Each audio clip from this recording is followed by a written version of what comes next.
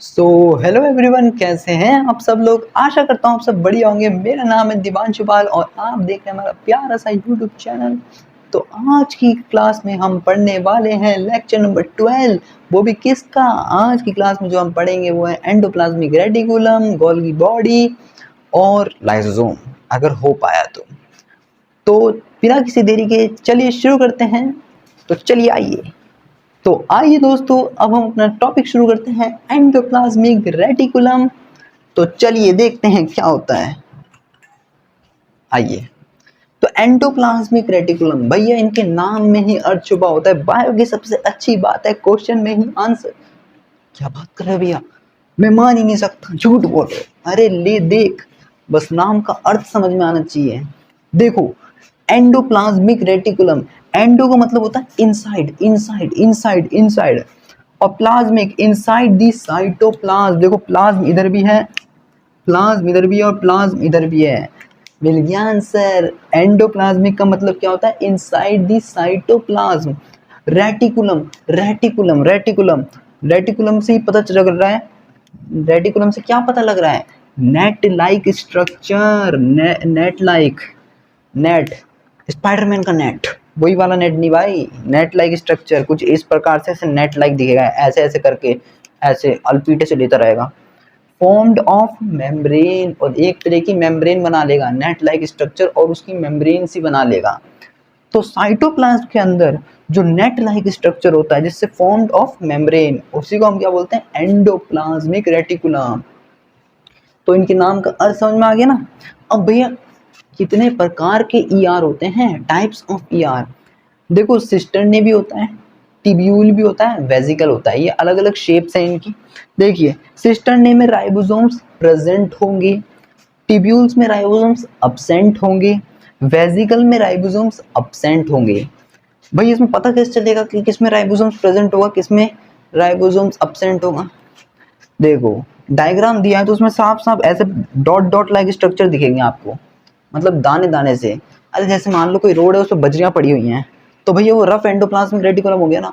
और कोई रोड है बिल्कुल स्मूथ, बिल्कुल हाईवे की तरह, मक्खन की तरह रोड है भाई साहब, कि फिसलन, और भाई साहब जब उसमें चला रहे तो वो बिल्कुल स्मूथ स्मूथ फील हो रहा है, गाड़ी बिल्कुल ऐसे चल रही है, हल्की सी रेस पे भी ऐसे two two two two two, है ना। तो इसमें देखो राइबोसोम एटीएस मिलता है, बाकी सब में अब्सेंट है, दोनों में। ठीक है, इतनी बात समझ में आ गई। अब हम देखते हैं कि भैया ये तो हमने on the basis of shape के बेसिस पे देखा था। देखिए देखिए देखिए देखिए, यहाँ पे लिख लेना भैया, on the basis of shape कि भैया टाइप्स ऑफ ईआर, भैया शेप के बेसिस पे 3 प्रकार के हैं। अब हम दूसरे वाले टाइप्स ऑफ ईआर देखेंगे। तो चलिए बढ़ते हैं। और हाँ, एक और बात, एंडोप्लाज्मिक रेटिकुलम को मैंने शॉर्ट फॉर्म में ईआर लिखा है, इसलिए यहाँ पे भी ईआर लिखा है। कोई स्टूडेंट पूछे कि भाई इसका मतलब क्या है, समझ में आ गया? Endoplasmic reticulum. ठीक है, तो अब हम बढ़ते हैं अपने अगले टॉपिक की तरफ, देखते हैं। आइए चलिए, तो आइए दोस्तों, अब हम देखते हैं अपना दूसरा टाइप्स ऑफ ईआर। ये वाला हमारी एनसीईआरटी में गिवन है, वो वाले भी गिवन थे, बट उसमें डिफरेंट शेप्स दे रखी थी भैया। ईआर की अलग अलग प्रकार की शेप्स होती हैं एंडोप्लाज्मिक रेटिकुलम की, वो वाला टाइप्स था कि भैया 3 प्रकार की उनकी डिफरेंट डिफरेंट शेप्स थी। अब देखिए इनके टाइप, तो वो भी टाइप में ही आते हैं, बट वो शेप्स के अकॉर्डिंग है, ये फंक्शन के अकॉर्डिंग है ना, कि इनमें ये क्या क्या काम करेंगे, है ना। तो देखिए, टाइप्स ऑफ ईआर, ईआर का मतलब है, मैंने अभी बताया जस्ट पीछे वाले में एंडोप्लाज्मिक रेटिकुलम, एंडोप्लाज्मिक रेटिकुलम अभी बताया जस्ट। ठीक है, तो आर ई आर का मतलब क्या होगा? देखो, इस वाले आर का मतलब मैंने बताया तुम्हें रफ, इस वाले आर का मतलब होगा रफ, और ई आर का मतलब एंडोप्लाज्मिक रेटिकुलम। तो कुल मिला के क्या बना? Rough endoplasmic, rough endoplasmic reticulum. ठीक है, इस वाले एस का मतलब क्या है? स्मूथ, स्मूथ, और इस वाले ई आर का मतलब smooth endoplasmic reticulum, smooth endoplasmic reticulum. देखो, मेनली रफ एंडोप्लाज्मिक रेटिकुलम में सिस्टर्ने होता है, सिस्टर्ने, सिस्टर्ने की शेप अभी जो बताई थी, है ना, कि 3 तरह की शेप होती है, सिस्टर्ने, टिब्यूल, वेजिकल। तो सिस्टरने मिलता है रफ एंडोप्लाज्मिक रेटिकुलम में, टिब्यूल और वेसिकल स्मूथ एंडोप्लाज्मिक रेटिकुलम में मिलता है। ठीक है। Arises from continuous with outer nuclear membrane, ये अराइज कहाँ से होती है, आउटर न्यूक्लियर मेम्ब्रेन। आउटर, ये जो आउटर न्यूक्लियर मेम्ब्रेन दिख रही है ना, देखो ये बाहर वाली क्या है, outer nuclear membrane. Prokaryotic cell वाले चैप्टर में जब मैंने प्रोकैरियोटिक का टॉपिक पढ़ा रहा था, प्रोकैरियोटिक या यूकैरियोटिक का, पीछे के लेक्चर्स में जब मैं बता रहा था कि न्यूक्लियस के ऊपर कवरिंग होती है जो कि पूरी तरीके से कंटिन्यूस कवरिंग नहीं होती, उसमें बीच बीच में पोर्स भी होते हैं, है ना, ये पोर्स होते हैं खाली खाली। और दो तरह की कवरिंग होती है, एक आउटर न्यूक्लियर मेम्ब्रेन होता है, इनर न्यूक्लियर मेम्ब्रेन होता है। जिसने पीछे के लेक्चर्स नहीं देखे हैं वो जाके देखें, तभी आगे के लेक्चर्स समझ में आएंगे। जैसे वेब सीरीज देखते हो तो पीछे के एपिसोड देखे बिना आगे का एपिसोड समझ ही नहीं आएगा ना, उसी प्रकार से है कि पीछे के लेक्चर्स देखे बिना आगे का समझ में ही नहीं आ सकता। तो पीछे मैंने बताया था कि इसमें दो तरह की न्यूक्लियस में दो तरह की कवरिंग होती है ना, एक होती है आउटर न्यूक्लियर मेम्ब्रेन, एक होती है इनर न्यूक्लियर मेम्ब्रेन। ये कंटिन्यूस नहीं होती, ये डिसकंटिन्यूस होती है, बीच बीच में पोर्स प्रेजेंट होते हैं। इतनी बात समझ में आई। अब देखो ये पोर्स प्रेजेंट थे, ये आउटर न्यूक्लियर मेम्ब्रेन थे, इनर न्यूक्लियर मेम्ब्रेन था। अब आउटर न्यूक्लियर मेम्ब्रेन से क्या निकल रहा है, आपका एंडोप्लाज्मिक रेटिकुलम। भैया ये तो पता चल गया, आउटर न्यूक्लियर मेम्ब्रेन से एंडोप्लाज्मिक रेटिकुलम निकल रहा है। अब मुझे ये बताइए कि मैं कैसे पता करूंगा कि कौन सा स्मूथ एंडोप्लाज्मिक रेटिकुलम है, कौन सा rough endoplasmic reticulum. Simple simple simple simple simple. अगर ये डॉट डॉट लाइक वाला स्ट्रक्चर देखो, पहले तो ये ऐसे वाला स्ट्रक्चर दिखेगा, है ना, ऐसे वाला स्ट्रक्चर दिखेगा, ऐसे ऐसे नेट लाइक स्ट्रक्चर जब दिखेगा ना आपको, ये नेट लाइक स्ट्रक्चर दिखेगा तो समझ जाओ एंडोप्लाज्मिक रेटिकुलम है। पर भैया ये बताओ कि स्मूथ वाला एंडोप्लाज्मिक रेटिकुलम और रफ वाला एंडोप्लाज्मिक रेटिकुलम कैसे डिफरेंशिएट करूंगा मैं। तो देखो मैंने बताया कि रफ एंडोप्लाज्मिक रेटिकुलम को सबसे बढ़िया है, उसमें राइबोसोम्स प्रेजेंट होते हैं। तो इसमें देखो ये डॉट डॉट लाइक जो स्ट्रक्चर दिख रहे हैं ना, ये रहा ये रहा ये रहा ये रहा, ये जो डॉट डॉट लाइक स्ट्रक्चर दिख रहे हैं ये मतलब है राइबोसोम्स प्रेजेंट है। अब राइबोसोम्स प्रेजेंट है इसका मतलब ये रफ एंडोप्लाज्मिक रेटिकुलम है। तो भैया स्मूथ कहाँ है, अभी ये तो देखो, अभी मैंने इतना बताया कि arises from continuous with outer nuclear membrane. ये कहाँ से अराइज होता है, arise from rough endoplasmic reticulum. मतलब भैया ये आउटर न्यूक्लियर मेम्ब्रेन से अराइज नहीं होता स्मूथ वाला, नहीं, ये रफ एंडोप्लाज्मिक रेटिकुलम के नीचे से स्टार्ट होगा, मतलब जहां से रफ एंडोप्लाज्मिक रेटिकुलम खत्म हो रहा होगा वहां से ये स्टार्ट हो रहा होगा। तो देखो जैसे कि ये देखिए ये वाले, ये जो टिब्यूल लाइक स्ट्रक्चर आपको दिख रहे हैं, क्योंकि इनमें वेसिकल और टिब्यूल लाइक स्ट्रक्चर मिलती है, तो मैंने टिब्यूल लाइक स्ट्रक्चर बना दिया, पाइप लाइक स्ट्रक्चर जिन्हें बोलते हैं हम लोग। तो ये प्रेजेंट है आपके SER, इन्हें बोलेंगे हम SER, स्मूथ एंडोप्लाज्मिक रेटिकुलम। या फिर अगर आपको ऐसे लाइक स्ट्रक्चर नहीं समझ में आया तो आप देखना जो रफ एंडोप्लाज्मिक रेटिकुलम है वहीं से अराइज होंगे smooth endoplasmic reticulum, outer nuclear membrane से तो अराइज नहीं होंगे। पहला डिफरेंशिएट यहाँ से अराइज कर लेना। दूसरा दूसरा डिफरेंशिएट कैसे पता करोगे, जिधर डॉट लाइक प्रेजेंट है जिस एंडोप्लाज्मिक रेटिकुलम में वो रफ है, जिसमें डॉट नहीं प्रेजेंट है वो स्मूथ हो जाएगा। ठीक है। इसमें राइबोसोम्स प्रेजेंट होते हैं 80s, अभी बताया कि भैया राइबोसोम्स प्रेजेंट होंगे तभी तो वो रफ एंडोप्लाज्मिक रेटिकुलम है। इसमें भैया इसमें राइबोसोम्स एब्सेंट होते हैं। ये क्या काम करता है, ये काम क्या करता है, ये प्रोटीन सिंथेसिस की काम करता है और सिक्रेशन का भी काम करता है। मतलब एक जगह से दूसरी जगह भेजने का भी काम कर रहा है, प्रोटीन को सिक्रीट करने का।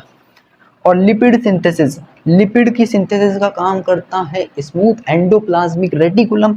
और स्टेरॉइड हार्मोन इन एनिमल्स, जो एनिमल्स में स्टेरॉइड हार्मोन्स होते हैं उनको क्या करने में, सिंथेसाइज बनाने में काम कर रहा है smooth endoplasmic reticulum.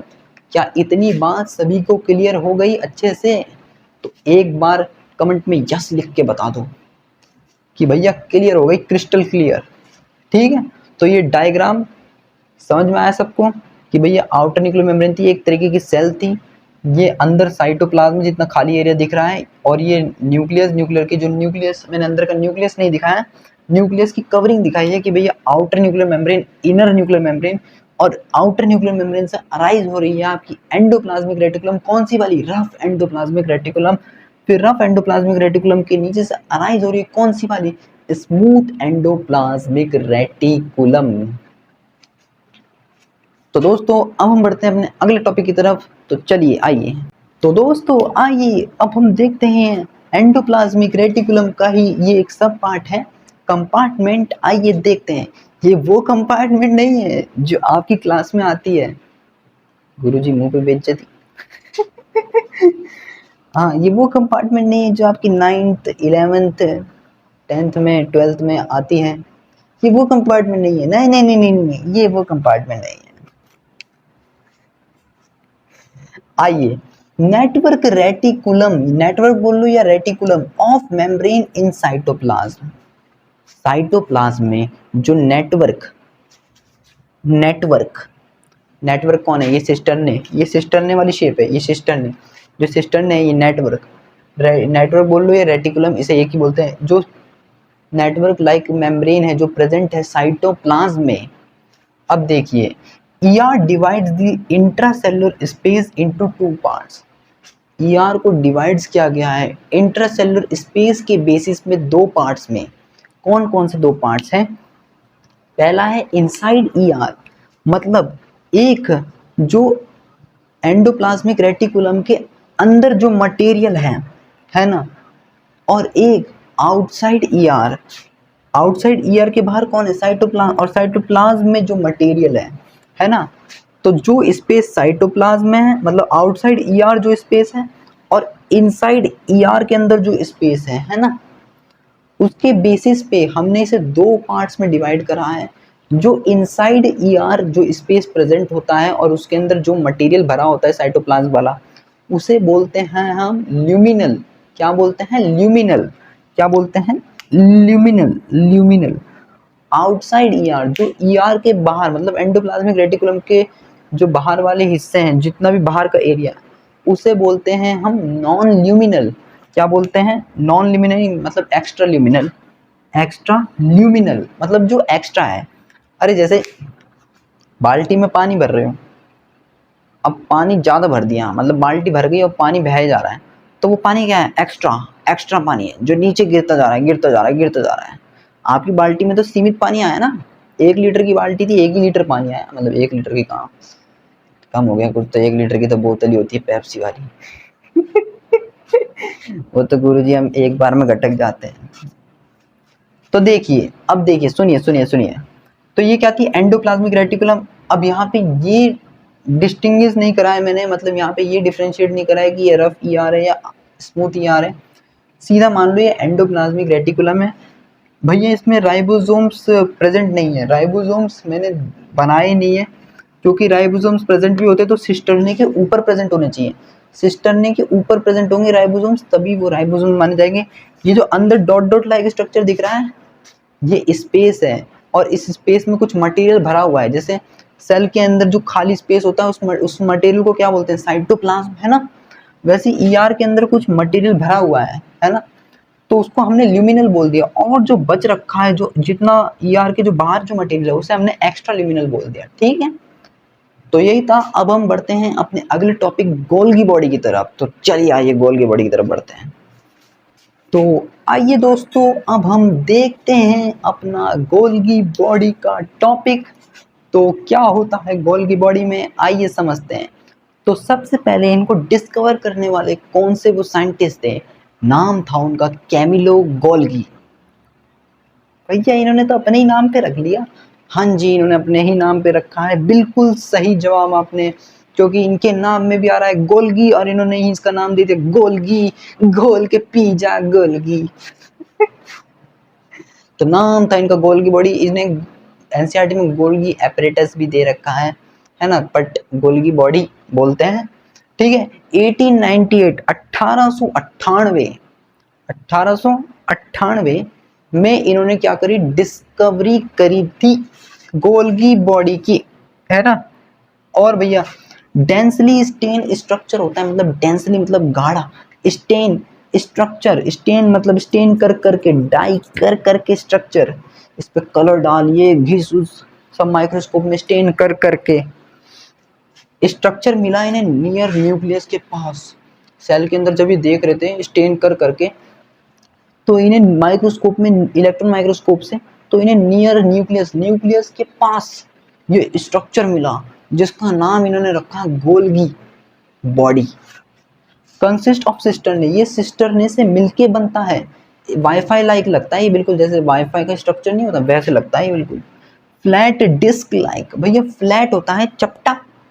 Disc like, disc मतलब कुछ ऐसे मान लो यार, जैसे ये पेन है ना, और इस पेन को थोड़ा सा घुमा दो, और इस पेन को घूमने के बाद इसको ना 2-3 पेन और लगा दो, तो ऐसे फ्लैट होंगे। मतलब ये तो थोड़ा राउंड है, बट इसको चपटा करने के बाद और फिर फ्लैट डिस्क लाइक, ये डिस्क बन जाएगी एक तरीके से, फिर इसके ऊपर एक और डिस्क, फिर इसके ऊपर डिस्क, तो पैरेलली कंसेंट्रिकली अरेंज्ड होते हैं।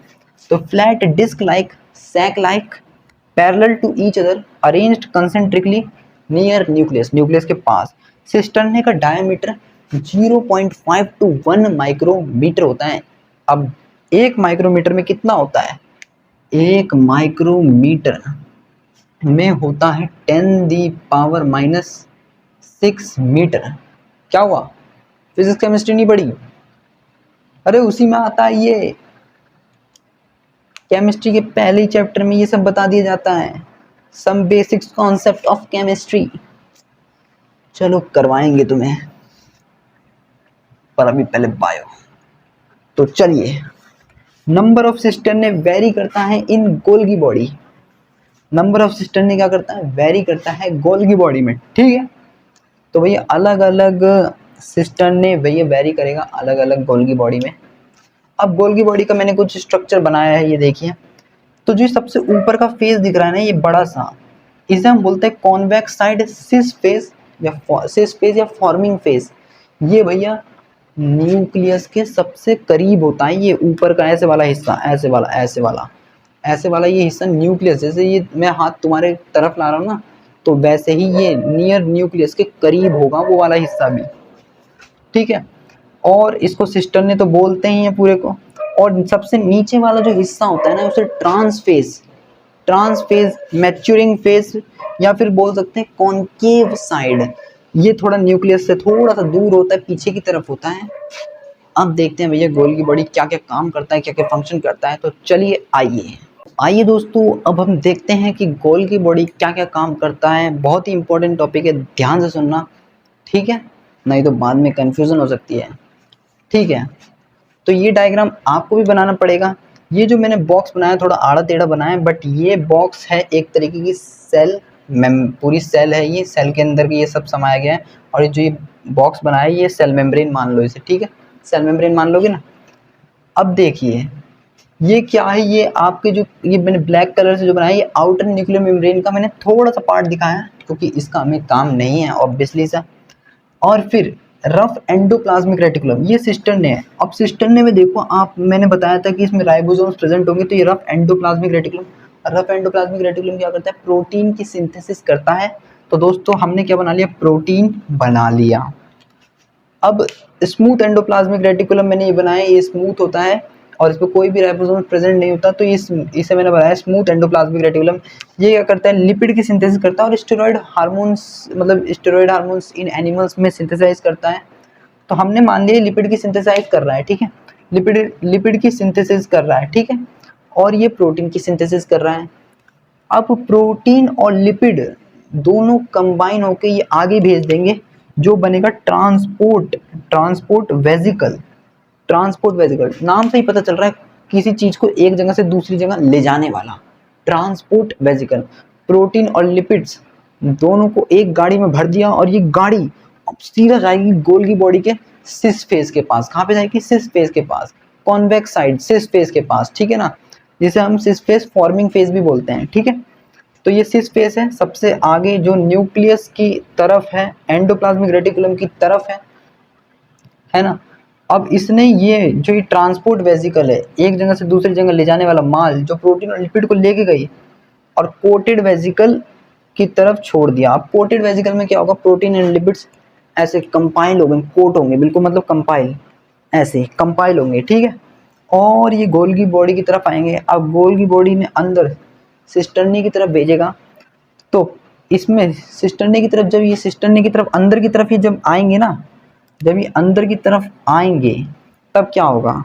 तो जो प्रोटीन है वो शुगर के संग मिलेगी। प्रोटीन यहाँ पे देखो, यहाँ पे देखो, यहाँ पे ध्यान से देखना, यहाँ इसके पार्ट यहाँ पे लिखा है मैंने, प्रोटीन जब शुगर के संग मिलेगी, प्रोटीन जब शुगर, ये पी से मतलब, पी मतलब प्रोटीन, पी मतलब प्रोटीन, प्रोटीन जब शुगर के संग मिलेगी, शुगर के संग मिलेगी, और एक एंजाइम और होता है गोल्गी बॉडी के अंदर जिसे हम बोलते हैं ग्लाइकोसिलेटन, ग्लाइकोसिलेटन, ग्लाइकोसिलेटन, जो कि क्या बना देता है, ग्लाइकोप्रोटीन बना देता है, सॉरी हाँ ग्लाइकोप्रोटीन बना देता है।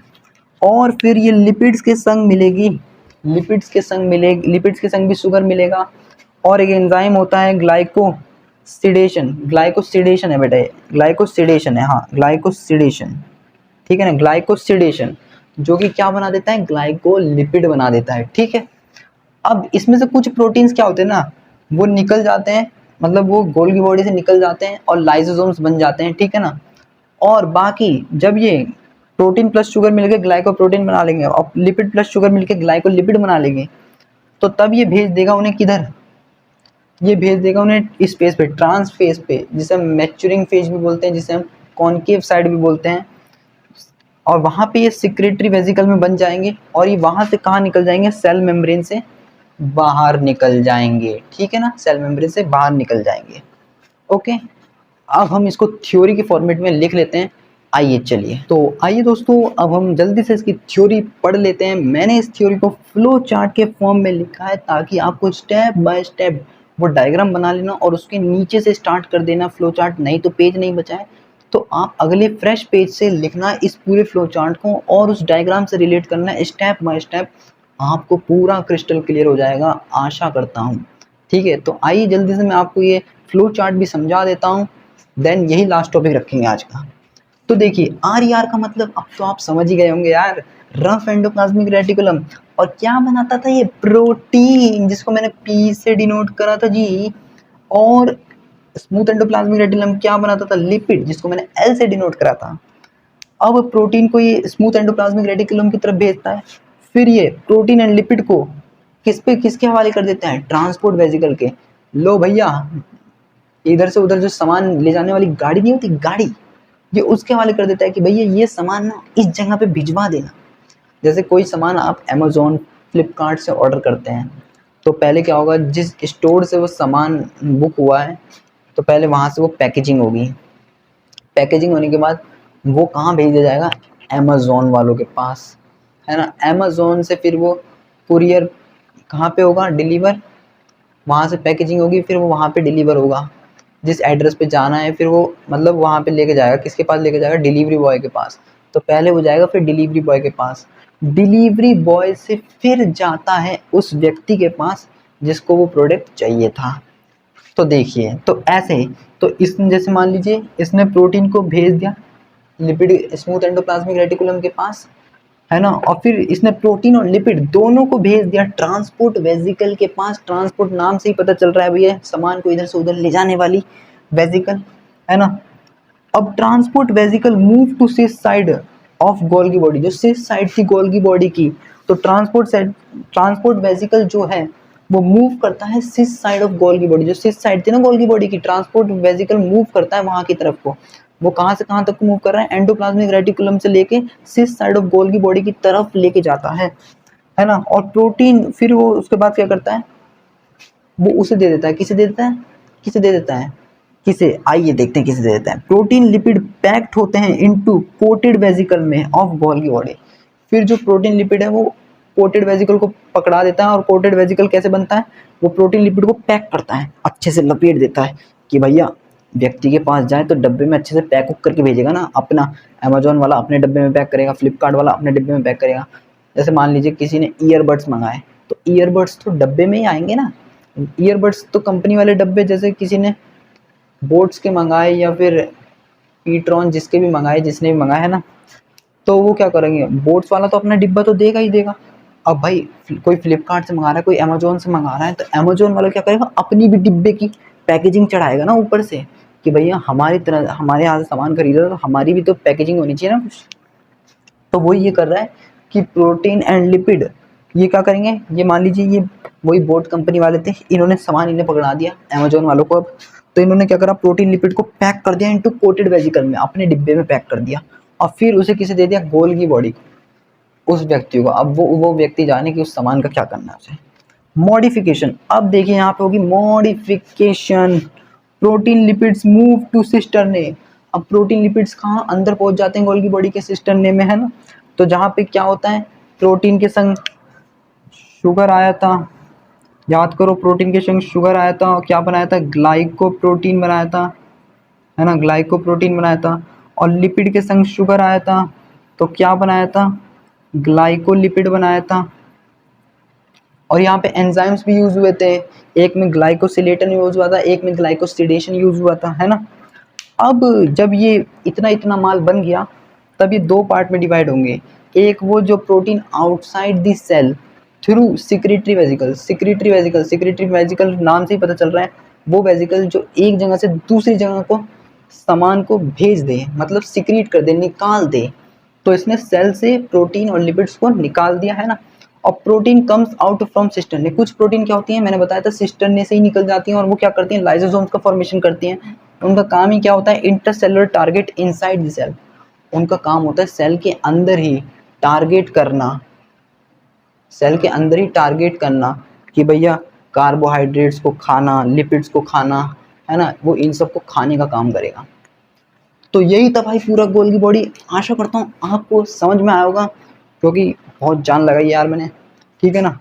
वो डायग्राम जरूर बना लेना और उसको एक अच्छे से बॉक्स में कवर कर लेना। मेरा आड़ा टेढ़ा इसलिए हो गया था क्योंकि भाई जगह कम थी, तो मैंने उस आड़ा टेढ़ा कवरिंग कर दिया था। बट हाँ, डायग्राम अंदर का डायग्राम पूरा सही था। तो वो कवरिंग सेल मेम्ब्रेन लिख लेना उस पर कवरिंग पे, ठीक है। और ये थ्योरी भी लिख देना। इसके नोट्स कहाँ मिलेंगे, टेलीग्राम पे, यहाँ पे आपको QR कोड शो हो रहा होगा साइड में, तो उससे आप इसे ज्वाइन कर लें टेलीग्राम को, ताकि जो मैंने नोट्स लिखे हैं वो आप तक PDF के फॉर्म में पहुंच जाएं। तो अगर वीडियो में पहली बार आए हैं तो वीडियो को लाइक करें, चैनल को सब्सक्राइब करें, बेल नोटिफिकेशन का बटन दबा लें ताकि वीडियो की नोटिफिकेशन आप तक पहुंच जाए। तो मिलते हैं अगले लेक्चर में, जिसमें हम पढ़ेंगे माइटोकॉन्ड्रिया, लाइसोसोम्स, तो प्लास्टिड, ये सब पढ़ेंगे अगले लेक्चर्स में।